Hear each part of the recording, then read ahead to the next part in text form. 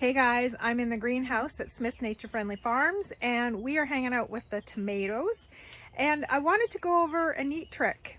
So tomato plants are actually best pollinated by native bumblebees. Now when you're growing in the greenhouse, it's not a great place for a native bumblebee. So it's kind of difficult to think about how you're going to pollinate your tomato plants from within the walls of a greenhouse. The question becomes, do I take them outside and risk the humidity or wind damage or anything like that? Or do I keep them inside and risk the lack of pollination? But you don't have to actually risk lack of pollination. You can do it yourself. And there's a couple of ways you can do it, but one is the most simplest, and I'm going to show you how it's done. We're going to do one plant in particular, and then I'm going to show you as the tomatoes appear. So here's the tomato plant we're going to use as our tester. It's got some flowers on it already. In the event that the flowers did not get pollinated, they will just fall off and we won't see any fruit. But if we actually pollinate them, whether or not we're pollinating them per se, but whether or not we've done our job right, they will actually close up and form the fruit. So what you can do is you can take something like a electric toothbrush and put it underneath, and it gives it kind of a buzz. But you can also just do simply what I'm doing here and give it a shake. And what you're doing is you're trying to get the pollen to move down into the tomato. And that's what, like when, you can actually, if you can't see it on video, but I can see it. Oh, you maybe can. I can see it. You can actually see the pollen falling off of it. And that's bringing it down and pollinating the right part of the tomato flower. So if we are lucky, dingle dingle here, we should see some tomatoes, and they should not close up unless I missed the timeline, but we should see some tomatoes on that. And you can use, like I said, you can use a toothbrush, an electric toothbrush if you have one. You don't want to be manual, but this should work just fine. And you just walk through in the morning, and you know, I'd go around and I'd look for my tomatoes, and then I'd give them, that one's probably pretty close, so I don't know if it got done or not.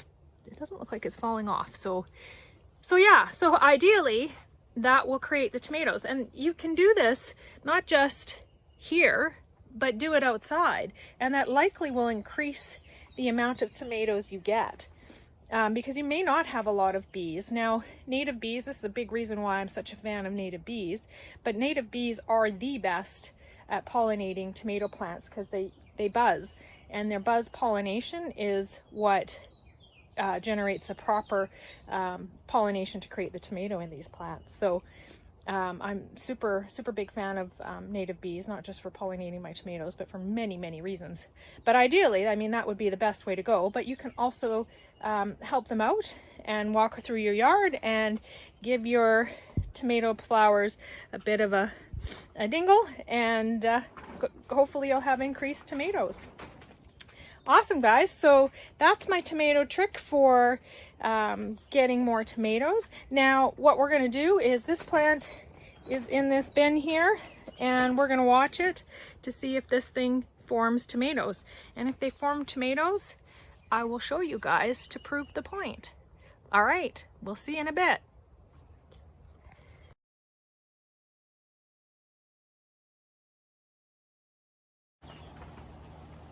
Okay, so first, a caveat here.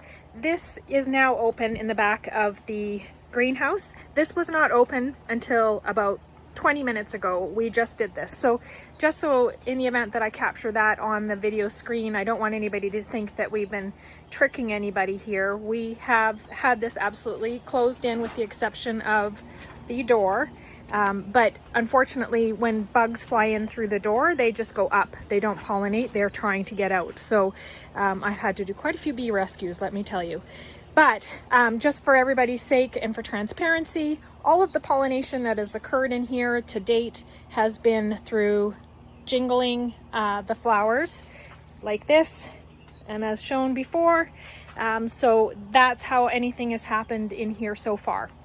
Now that this is open, I may start to get some pollinators in here, but to be really frank with you, this has been a slow year for pollinators, and I'm really nervous for pollinators. We have not seen hardly any bumblebees. Last year was way better, so I'm not sure. I'm hoping that we're not moving to a place where less and less bumblebees are happening. I know that is an experience all over the place.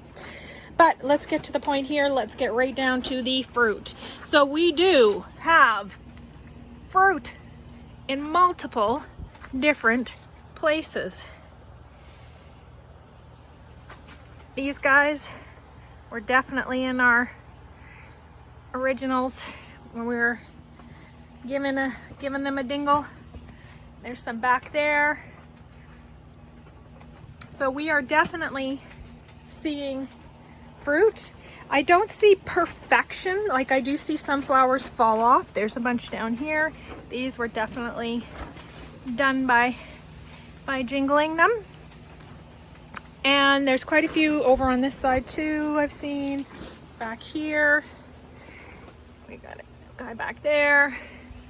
So the pollination is working by simply doing the jingle of the flowers and knocking the pollen down. So if you are stuck in you've got a greenhouse that you have to keep pollinators out of, you can actually pollinate your own flowers as need be. It's a little tedious, but certainly works. All right, guys, that's my tomato trick for today. And you guys be friendly and be kind. Thank you.